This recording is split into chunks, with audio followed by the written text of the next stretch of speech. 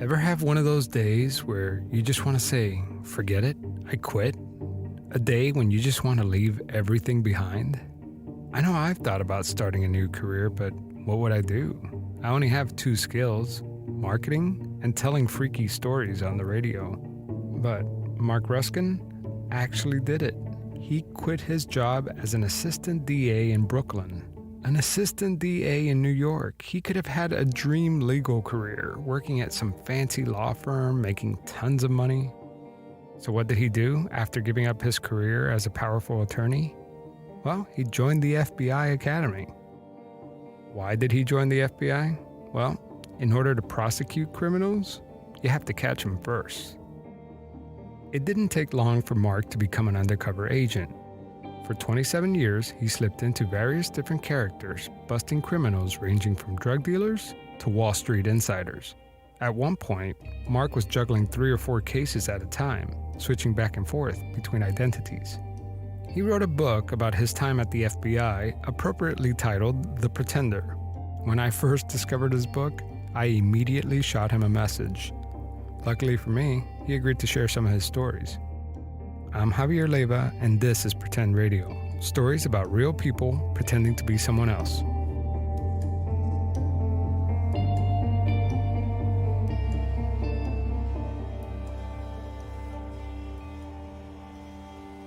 My first assignment was to San Juan, Puerto Rico. In the late 80s and early 90s, San Juan, Puerto Rico had one of the highest murder rates of any U.S. city. Some of the violence can be blamed on the macheteros, a separatist group actively trying to make Puerto Rico an independent country. So now I had gone from being an attorney in New York, where the biggest thing I had to worry about was a paper cut and poking myself with a pencil in the courtroom, to now I was in the streets of San Juan, Puerto Rico as a combatant against the macheteros in their war for liberation. We learned at one point that the macheteros had a plot to assassinate an FBI agent. The problem was we didn't know who the FBI agent was. The macheteros had the FBI on edge. At the time, Marc was living in a condo by the beach along with 4 other FBI agents. One evening, I'm driving back home, it's dark, and as I pull into the cul-de-sac, I see to my right, there's a car parked, engines off, the lights are off, and there's the silhouettes of 2 men inside the car. Like, what do? Do I go into the building, or do I confront the situation? I say, hey, walk away, Marc. You seem like a really smart guy. You can always go back and become some big shot attorney. You don't need this. I got out of my car. I took out my .357 Magnum, which was a large frame weapon. It was kind of like a Dirty Harry type of revolver, stainless steel. And I started to walk towards the car with the gun slightly extended. The idea being that I was going to confront whatever threat there was and also confront my own fears at the same time. I walked slowly towards the car. I was clearly visible to them. I must have walked maybe 10 yards before suddenly the engine burst to life, and slowly they put their car into reverse, slowly backed up, and drove off. And that was the end of it. They never came back. It was like a real transition point, because up to that point, this was like 3 or 4 months into my tour of duty there. At the beginning, I had some thoughts that maybe I had gone into the wrong career. Marc Ruskin is a thin, wiry guy about 5'9", with dirty blonde hair and blue eyes. He looks like an unassuming white guy, but that look wasn't going to get him very far on the streets of San Juan. So he grew a ponytail and kept a couple days' growth of beard and wore 3 to 4 gold chains around his neck and wrist, all so that he could blend in with the bad guys. When I first arrived in San Juan, my supervisor, John Navarrete, he called me into his office and he said, in order to do this job well, you're going to have to learn to lie. And he gave me an example. He said, if you're looking for a fugitive from New York and you're going out into the Bayamón and interviewing people, and you tell them you're looking for a bank robbery, fugitive, you're going to get a bunch of blank stares. But if you tell them you're looking for a fugitive for child molestation and sexual assault of a minor, you're going to get cooperation. So sometimes you're going to have to bend the truth a bit. But you're going to have to remember who you're lying to and when to lie and when not to lie. His next undercover assignment was a deep cover operation inside Wall Street. His job was to bust up front-running schemes. Front-running is when a broker or trader uses advanced knowledge of a customer's orders. So what they do is that they purchase a stock at a lower price and then turn in the customer's order, which drives up the share price. The broker sells his share and makes a profit off the client. In order to fit in with the Wall Street crowd, Marc Ruskin needed a new identity. His new name was H. Marc Renard. Renard means fox in French. His new identity took about 6 months to create. He had to get a new social security card, a license, bank account, pretty much everything. And he also needed to learn what the heck he was talking about. You had to learn a lot about trading. I mean, you even got your broker's license. I mean, it doesn't seem easy. I mean, people make careers out of that, and it seemed like you just picked it up. I knew nothing about finance when I volunteered for that case, but I really wanted to work the case and was willing to work hard and to learn. Marc started off as a clerk on the floor of the exchange.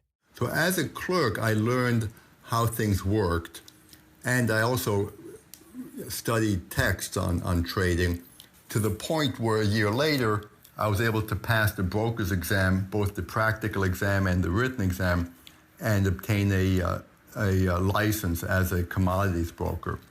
And I have to tell you, now I've forgotten 99% of it. As part of the new role, he lived in a swanky New York apartment and drove around in a Mercedes-Benz, courtesy of the FBI's seized property unit.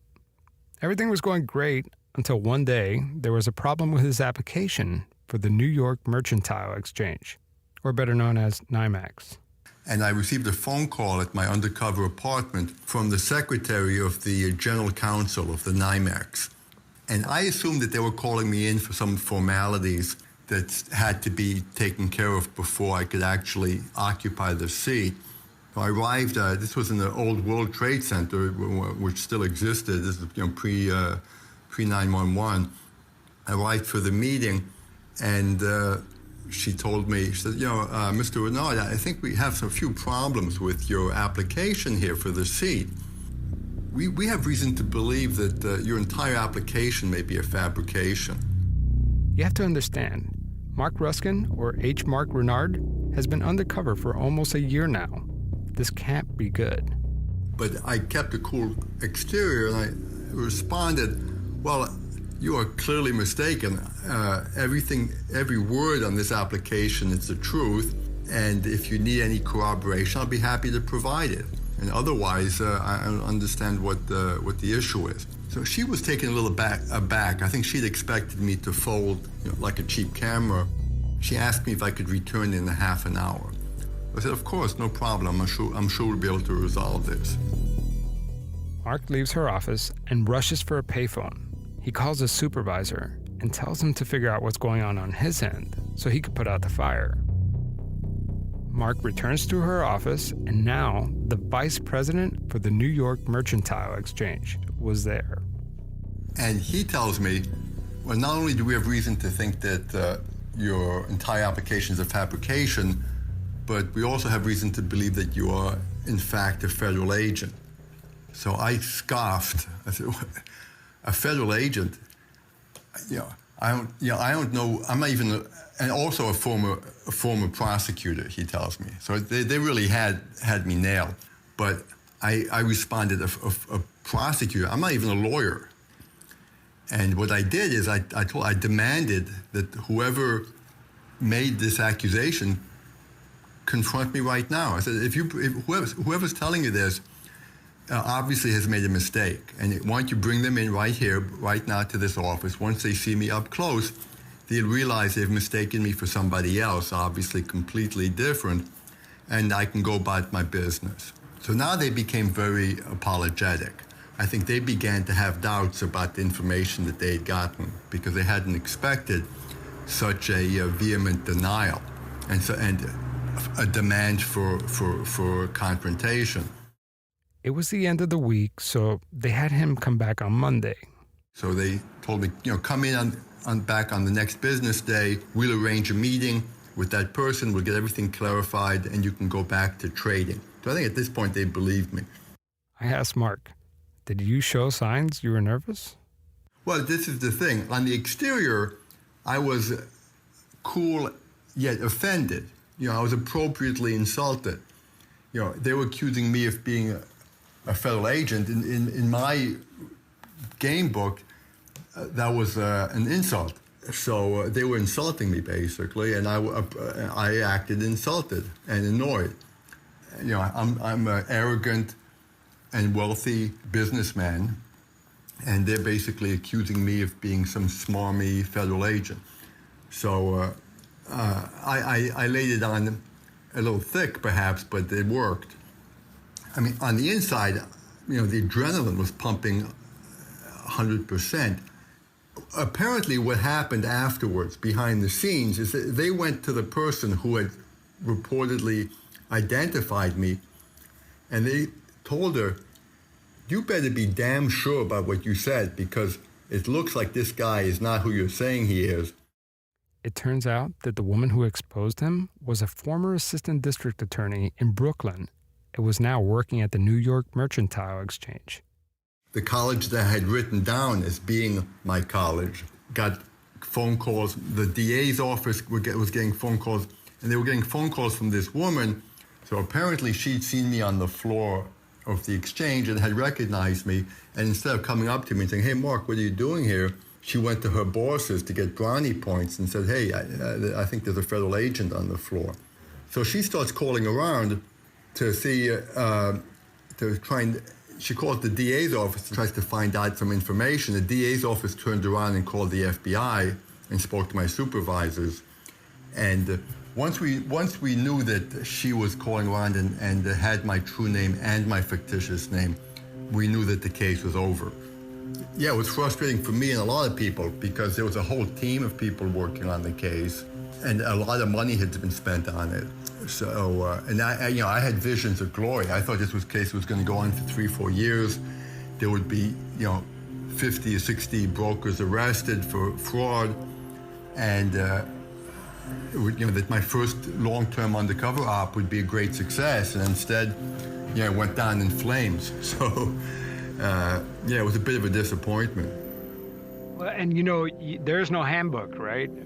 It's all, you call it on-the-job training. You have to figure this thing out as you go along. Yeah, when I started, to do undercover work, someone would select you to do a case, or ask if you'd be willing to work an undercover operation. I said yes, and then everything from then on, it was I had to figure out how to do it. Nowadays, the FBI has a school. It has a 2-week certification program where the selection is very rigorous. The school itself is very, very difficult, and a lot of people wash out. And those who succeed are certified to become undercover agents. And in fact, I was involved for a few years in the process of selecting young agents to do undercover work. So now they receive training, and they have people like myself who are experienced undercovers providing the training.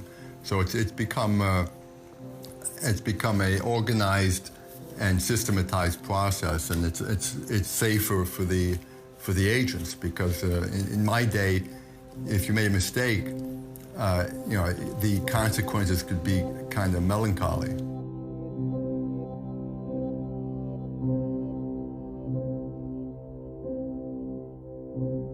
The Wall Street case was just a dress rehearsal for Mark.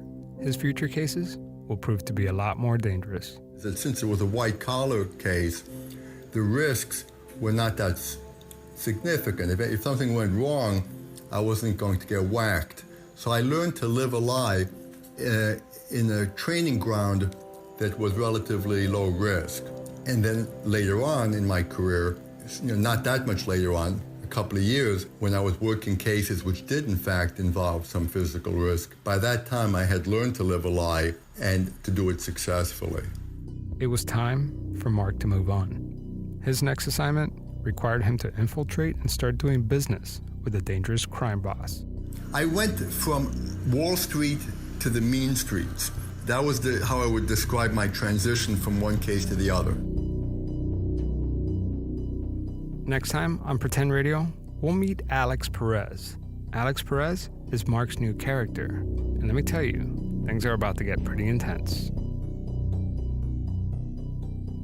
There were mob guys, mafia guys, terrorists, fugitives who were being arrested, and in their possession they had wallets which contained driver's licenses, social security cards, green cards, all kinds of documents in fictitious names, but the documents were not forged. They were legitimate, real documents. They were real driver's licenses issued by DMV and real green cards issued by immigration. So what I had to do was a cold approach, which is, in undercover cases, is the most difficult. To approach someone without an introduction who's operating in a criminal environment is really a challenge. So Mahmoud looks at me, but he's still glaring. And then he turns to one of the guys behind him and he barks some orders in Arabic. So I'm thinking to myself, did Mahmoud just tell him, get the Uzis and pull the van up by the back door, so we can dispose of these two guys?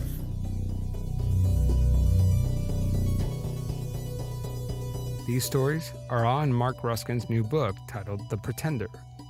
I read it cover to cover and I highly recommend it. The stories we're talking about here are just the beginning of his 27 years undercover. This book is part Scarface, Wolf of Wall Street, and Breaking Bad, all rolled into one. You can find The Pretender on Amazon or at your local bookstore. Also, a special thanks to St. Martin's Press for letting me share Marc's story with you. I also want to give a shout out to some of my fellow podcasters who have helped me throughout the season. I want to thank my friends at North Carolina Podcast Meetup, especially Luke Apps at Triangle Tactical Podcast, El Martinez with Couple Money Podcast, the guys at the Live Canary, and John Taylor with the Twisted Podcast. You guys have pushed me from the very start, and I really appreciate it.